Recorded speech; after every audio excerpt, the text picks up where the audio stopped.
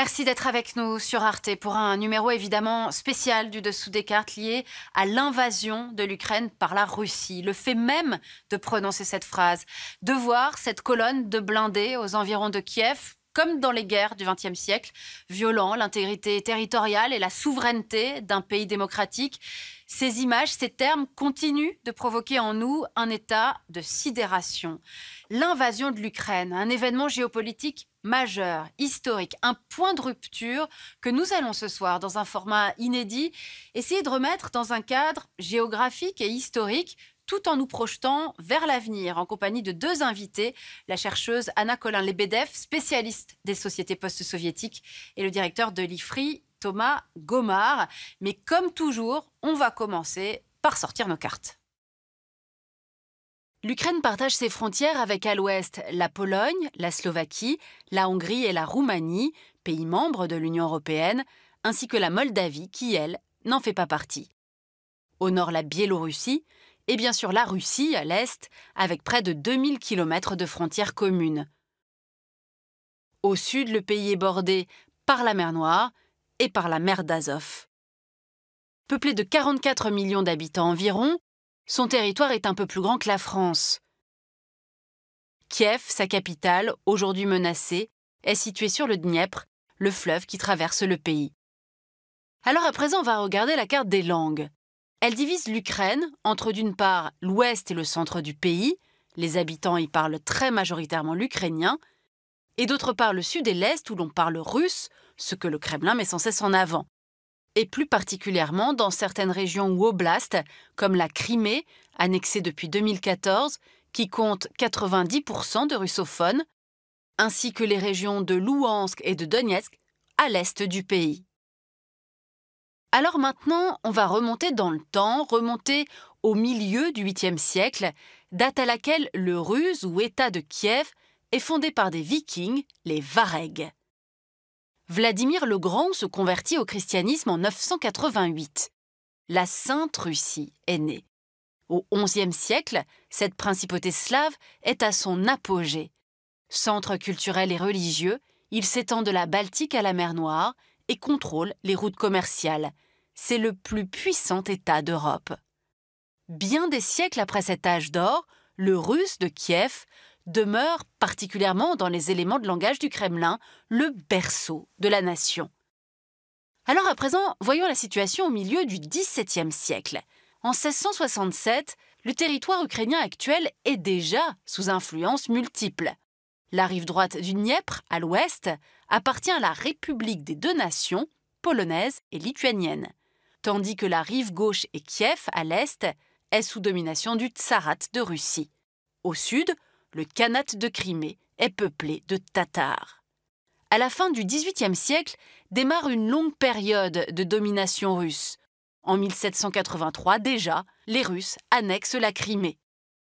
En 1795, l'impératrice Catherine de Russie récupère la rive ouest du Dniepr, l'empire des Habsbourg s'arrogeant les régions occidentales. Au sein de l'Empire russe, le terme d'Ukraine est désormais interdit, il faut parler de Petite Russie. C'est le grenier à blé de l'Empire, grâce à ses riches terres noires, et aussi la première région industrielle, avec la houille dans la région orientale du Donbass. En 1917, nouvelle étape, l'Ukraine accède pour la première fois à l'indépendance à l'issue de la Révolution de février et de la fin de l'Empire russe. En novembre, le premier parlement ukrainien, la Rada, s'oppose aux bolcheviks et proclame la République populaire d'Ukraine. Sauf qu'à l'est du pays, une République soviétique d'Ukraine pro-russe est-elle proclamée à Kharkiv. Cette indépendance sera de courte durée, l'armée rouge occupant le pays. En 1922, la République socialiste soviétique d'Ukraine est intégrée à l'URSS. Dans ces années 1920, la collectivisation forcée des terres provoque la résistance de la paysannerie et le réveil nationaliste ukrainien. Les années 30 sont marquées par la famine orchestrée par Staline pour briser la paysannerie et le nationalisme. C'est l'Holodomor, ou extermination par la faim, qui aurait fait 6 millions de morts. Pendant la Seconde Guerre mondiale, le territoire ukrainien s'est étendu à l'ouest, au détriment de ses voisins, la Pologne, la Roumanie et la Tchécoslovaquie. On estime que 8 millions d'Ukrainiens ont péri pendant la guerre. En 1954, Nikita Khrouchtchev offre la Crimée à l'Ukraine, république soviétique modèle, la plus peuplée de l'URSS derrière la Russie. Après-guerre, l'Ukraine occupe en effet une place centrale dans l'économie soviétique.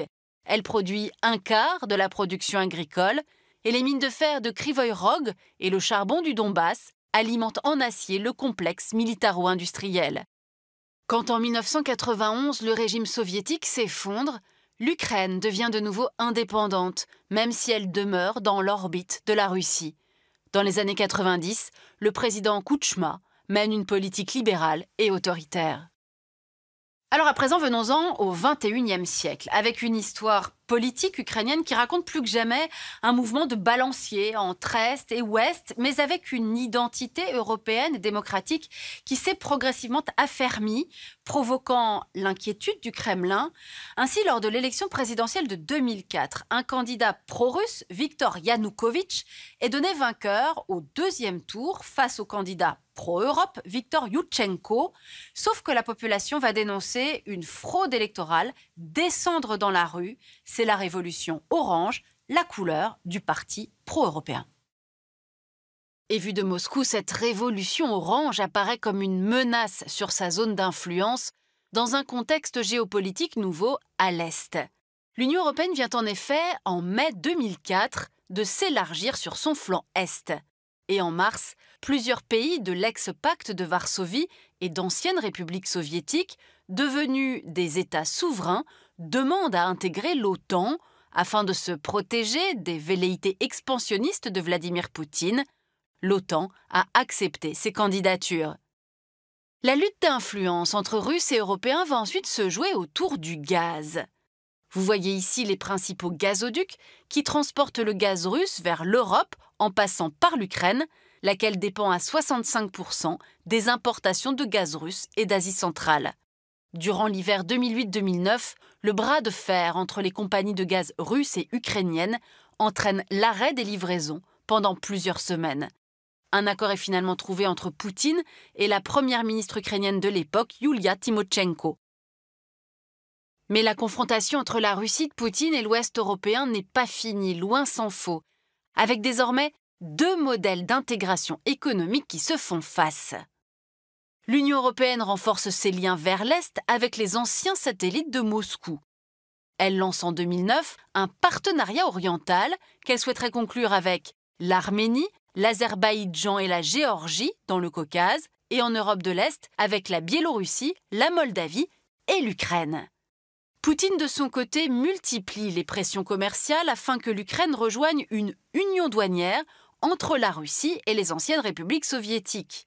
Fondée en 2010 avec le Kazakhstan et la Biélorussie, cette union douanière devait intégrer à terme en Asie centrale l'Ouzbékistan, le Kirghizstan et le Tadjikistan, dans le Caucase l'Arménie et l'Azerbaïdjan, et en Europe de l'Est la Moldavie et bien sûr toujours l'Ukraine. L'Ukraine, on le voit, est écartelée entre ces deux projets rivaux d'intégration économique. En 2010, les Ukrainiens ont cette fois élu le pro-russe Viktor Yanukovych à la présidence. En novembre 2013, celui-ci refuse de signer l'accord d'association avec l'Union européenne et annonce un renforcement de la coopération économique avec la Russie. Immédiatement, les pro-européens se retrouvent de nouveau en nombre sur le Maïdan. Les manifestations et occupations vont rapidement s'étendre, coupant le pays en deux, Euromaïdan à l'ouest, pro-russe à l'est. Voici la situation en 2014. Après l'interdiction des manifestations, le mouvement s'amplifie, émaillé de violence. À Kiev, le 20 février 2014, les affrontements avec les forces de police font au moins 75 morts. 2 jours plus tard, Yanukovych se réfugie en Russie. En réaction, en Crimée, des séparatistes prennent le parlement de Simferopol et les aéroports avec l'appui des troupes russes. L'indépendance de la péninsule est proclamée par le Parlement de Simferopol le 11 mars. Le 16, le rattachement à la Russie est approuvé par un référendum organisé par Moscou et contesté par la communauté internationale. Et le 18 mars 2014, Poutine signe le traité intégrant la Crimée et la ville autonome de Sébastopol à la Russie. Les États-Unis et l'Union européenne réagiront par des sanctions économiques et politiques. Quelques semaines plus tard, c'est au tour des séparatistes pro-russes du Donbass de prendre les armes. À partir de l'été, ces séparatistes sont soutenus en hommes, en matériel et financièrement par Moscou. Vous voyez ici la présence des troupes russes à proximité de la frontière. Après plusieurs mois de guerre et de bombardement des populations civiles, un premier accord de paix est signé à Minsk, en Biélorussie, en septembre 2014. Jamais appliqué, il sera suivi d'un second accord en février 2015, également resté lettre morte. Voilà pour la situation en Ukraine en 2014, annexion de la Crimée et sécession du Donbass. Le Donbass, une guerre larvée depuis 2014 qui a fait plusieurs milliers de morts, jusqu'à cette indépendance reconnue par Moscou le 21 février dernier des deux républiques autonomes autoproclamées de Louhansk et de Donetsk, suivie de la tentative d'invasion, vous le savez, de toute l'Ukraine par Moscou, toujours en cours, avec une résistance, on l'a dit, surprenante du peuple ukrainien. Alors, où en est l'ancrage occidental de ce peuple de 2014 à nos jours? Voilà une question à laquelle vous savez répondre. Anna Colin-Lebedev, bonsoir. Merci d'être en ligne avec nous. Vous êtes maîtresse de conférences, spécialiste des sociétés post-soviétiques. En revisitant à l'instant l'histoire de la relation Russie-Ukraine, on voit bien les mouvements de balancier entre invasion et indépendance retrouvée. La Russie aime à dire qu'une majorité d'Ukrainiens se vit comme russe. Quelle est la vérité? Quelle est l'identité aujourd'hui du peuple ukrainien? Penche-t-elle majoritairement vers l'ouest ou vers l'est? L'Ukraine est un territoire où les migrations ont été extrêmement importantes. Les mélanges de populations ont été également très importants. Je dirais que dans la situation contemporaine, être ethniquement russe, ethniquement ukrainien, ethniquement tatar, même si c'est un petit peu particulier pour les Tatars qui ont été déportés en tant que peuple, mais disons ethniquement russe et ethniquement ukrainien, ça n'a pas grand sens en réalité. Hein. Vous avez toutes les situations qui se rencontrent, des combinaisons, des familles mixtes, des combinaisons d'ukrainophonie et de russophonie. Vous pouvez avoir des gens ethniquement russes, plutôt russophones dans leur vie quotidienne, ethniquement ukrainiens, très russophones et attachés à la Russie, etc. Donc, vous voyez, ça, l'histoire même soviétique qui a notamment favorisé ces brassages de population, fait que les Ukrainiens se reconnaissent aujourd'hui, en fait, dans une conception civique de leur identité. Peu importe l'appartenance, les origines ethniques russes ukrainiennes, peu importe la langue de préférence, le russe ou l'ukrainien, l'important c'est d'adhérer à ce projet de société que porte aujourd'hui l'État ukrainien. Est-ce qu'aujourd'hui, c'est un fait indéniable qu'il y a une identité ukrainienne de plus en plus tournée majoritairement vers l'Europe, vers la démocratie, vers le multilatéralisme? Est-ce que cette identité-là, elle expliquerait en partie la résistance du peuple ukrainien face au rouleau compresseur russe? Je dirais qu'il y a une dynamique qui a été accélérée depuis 2014 et quelque part accélérée par les efforts de Vladimir Poutine. En 2014, lorsqu'intervient la révolution du Maïdan, le pays est pluriel. Vous avez vraiment des couches de population, des groupes qui se rattachent davantage, qui souhaitent davantage se tourner vers l'Europe. Et puis vous en avez d'autres qui sont davantage sensibles peut-être à l'attraction du voisin russe, au passé commun, aux voisins économiquement puissants. Et puis l'agression de la Russie contre l'Ukraine dès en fait l'annexion de la Crimée, dès l'annexion de la Crimée en 2014, va en réalité unifier de plus en plus la population ukrainienne. Et je dirais qu'avec chaque acte agressif, l'annexion de la Crimée, l'intervention armée dans le Donbass, et puis dernièrement, bien évidemment, l'agression, cimente de plus en plus les Ukrainiens autour d'un projet pro-européen qu'ils jugent plus désirable, qu'ils jugent également plus protecteur que la Russie qui est perçue véritablement comme menaçante. Je dirais que voilà, aujourd'hui on peut dire que Vladimir Poutine, si son projet avait été de cimenter la nation ukrainienne, ma foi, il a véritablement réussi à le faire.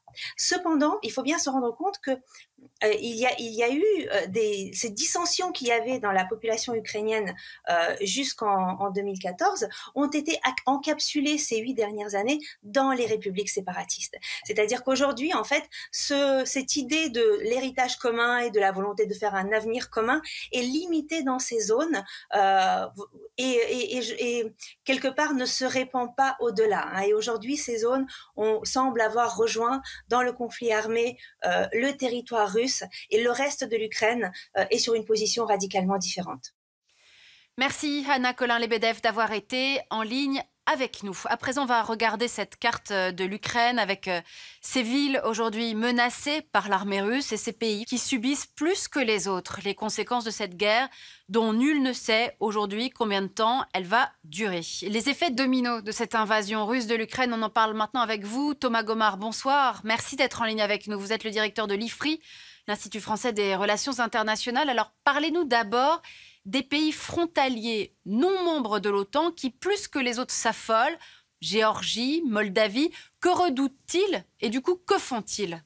La Géorgie et la Moldavie, il faut rappeler qu'ils subissent une présence militaire russe depuis plusieurs années. En ce qui concerne la Moldavie, vous avez la région de la Transnistrie qui accueille, si j'ose dire, des troupes russes depuis la chute de l'URSS.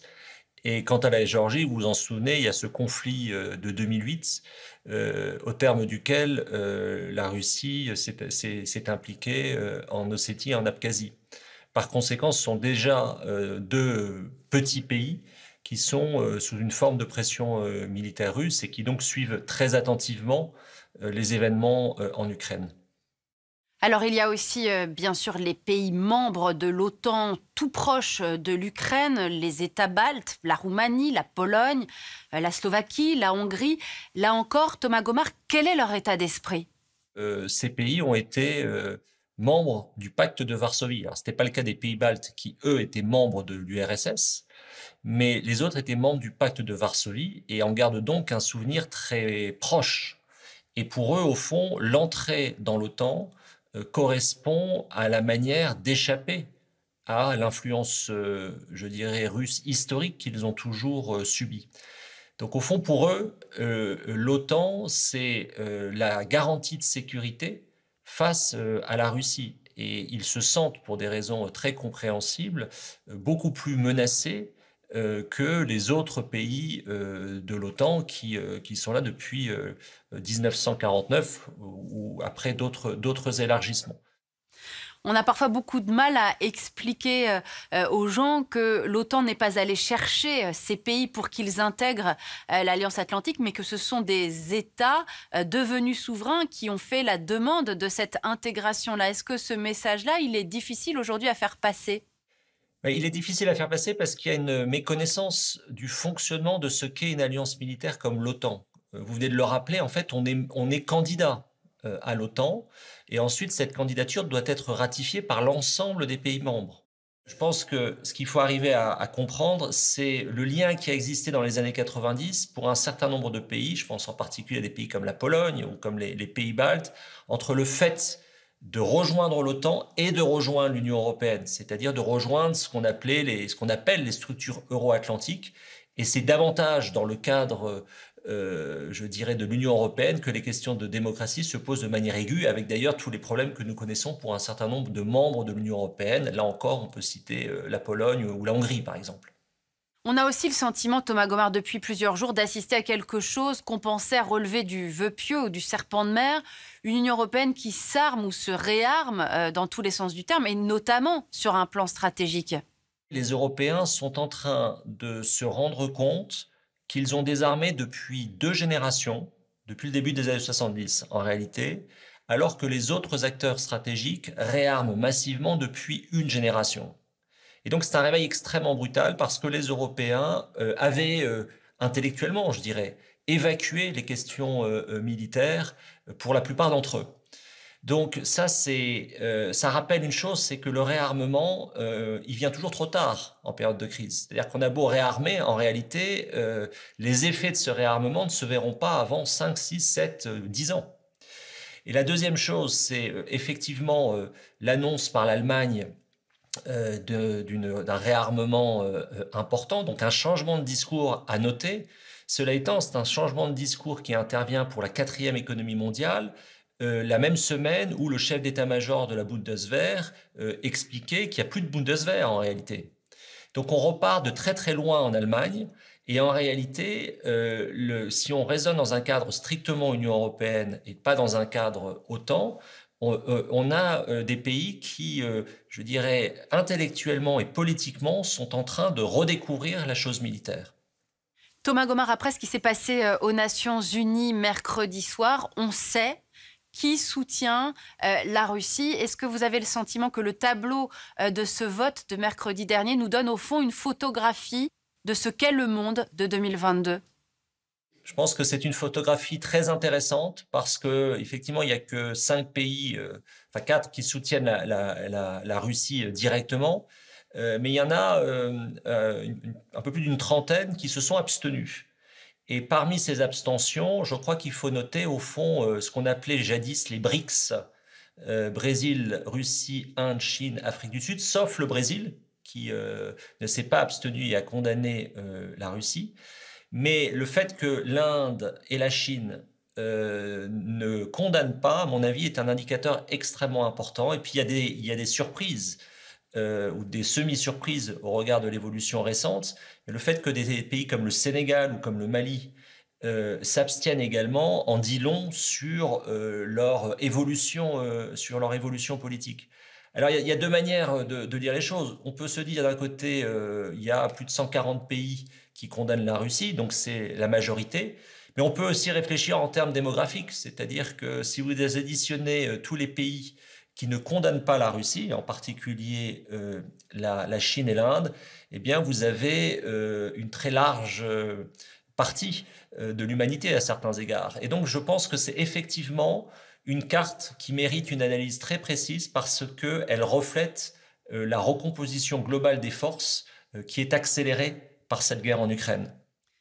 Terminons d'ailleurs, si vous le voulez bien, Thomas Gomart, sur cette relation Chine-Russie qu'on a vue s'afficher comme excellente aux derniers Jeux Olympiques de Pékin. Mais au fond, est-ce que cette osmose affichée entre Xi Jinping et Vladimir Poutine, elle est si simple et si évidente que cela ? Ça, c'est la grande question. Qui sait ce que disent Xi Jinping et Vladimir Poutine ? Qui est capable de sonder leurs intentions réelles ? Il y a, sur un plan objectif, ce qu'on observe, c'est quand même des formes de rapprochement très notables dans un certain nombre de domaines depuis plusieurs années. Je pense notamment au domaine militaire et au domaine financier. Ensuite, il y a une posture chinoise qui a toujours été une posture de rejeter le principe même des alliances militaires.